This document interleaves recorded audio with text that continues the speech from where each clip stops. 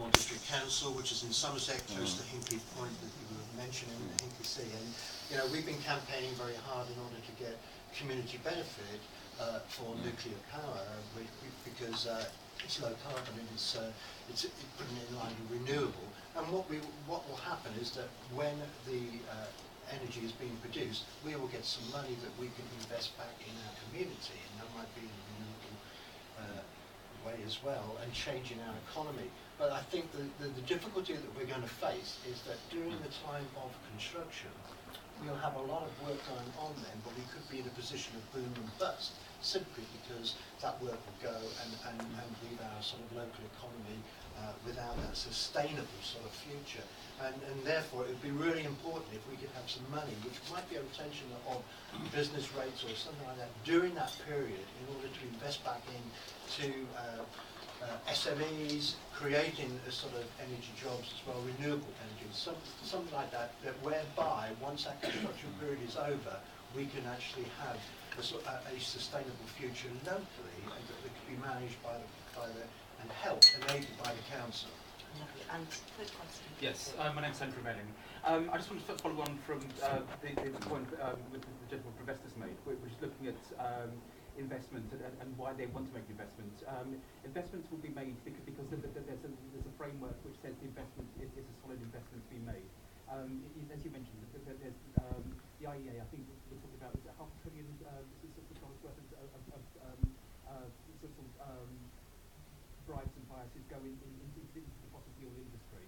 If this is going to change, we need to analyse look at what we're going to do in our policies about climate change. Say that we have a consistent policy for it. Secondly, we then move forward to that and say that we can only set down a certain amount of carbon that's in the area's resources. This is very much following on from Michael Jacobs and the carbon tracker policy. Only a certain amount of the carbon that's under the ground can have any value. Anything over and above that becomes a liability for those companies. So at a certain point, these companies are going to have to say, well, there is no greater value that those companies can actually achieve on a stock market value.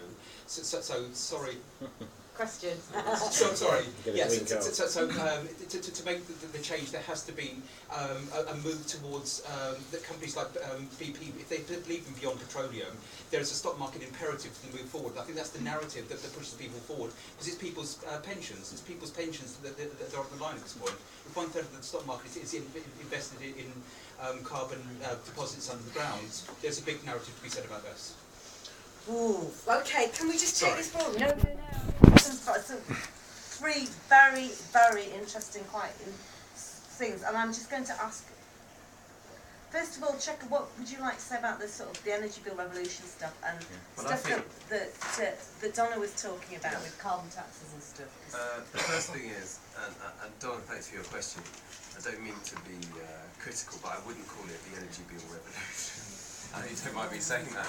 Because I mean, I'd frame it different to going to what Polly was so eloquently put. I mean, I wouldn't call it the energy bill revolution, but I think the classic example to me, really, you said, how can we talk about this in terms of marrying the cost of living crisis together with the need to tackle the environmental crisis?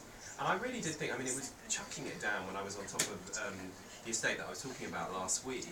And to be honest, I didn't really know. I'd been vaguely told what was happening, so I wasn't aware that it had happened on the estate. But the entire estate is galvanised by what has happened, because they know the environment matters, but it's actually reducing their bills. And they've all been up to see that they've gone to their roofs. They can go to the roof and just have a look at the solar panels. So I don't actually think it's that complicated. But if we explain to people the benefits that can come from living in a more sustainable way, using the technologies available, then I think the environment. I think unfortunately, people's immediate economic situation, as Polly said, will come first, and the bonus. And I wish that the environmental imperative was what drove people in the first instance, but it's always going to be economic first, and the bonuses that they will see, they can live in a more sustainable way. So I don't actually think, I mean, what can we do? I mean, maybe what we, I suppose it's a challenge to us as politicians.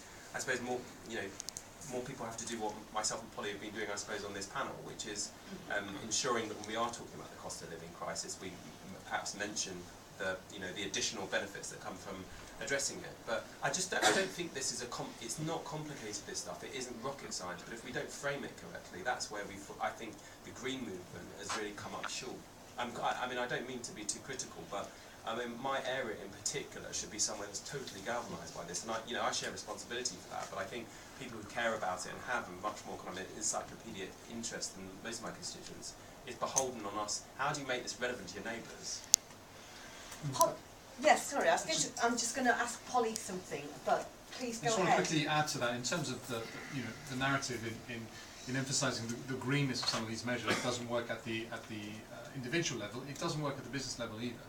No, you talk to businesses about a green economy, and for many of them that just doesn't interest them. So I think the language is really important. I mean, you'll notice that I talked about sustainable economy. It's not a word I necessarily like, but it's a hell of a lot better than green economy because it encompasses a lot more things. At some point, we'll get the story right, but certainly that is just as true for businesses as well. And Polly, I was struck by the fact you said it might not even use the green word.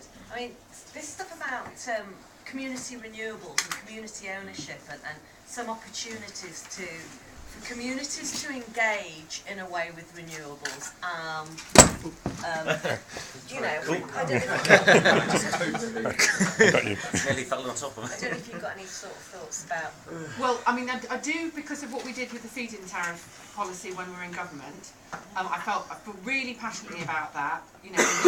When we got hold of it, it was basically designed for Tom and Barbara Good to feel good about themselves. And when we left, it actually had something where communities were going to be able to get a benefit.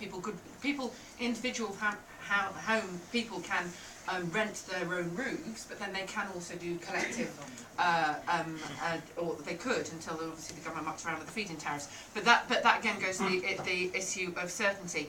I'm also interested, particularly about community buy-in for what was seen as difficult kind of energy, both nuclear and, let's be honest about it, wind turbines, because I'm passionate. I felt one of the worst moments actually when we were in energy and climate change was knowing that the Vestas jobs were under threat and all of that, and the other way, and feeling powerless. And there's nothing worse. You just think, what the bloody hell are we here for? And I just felt like my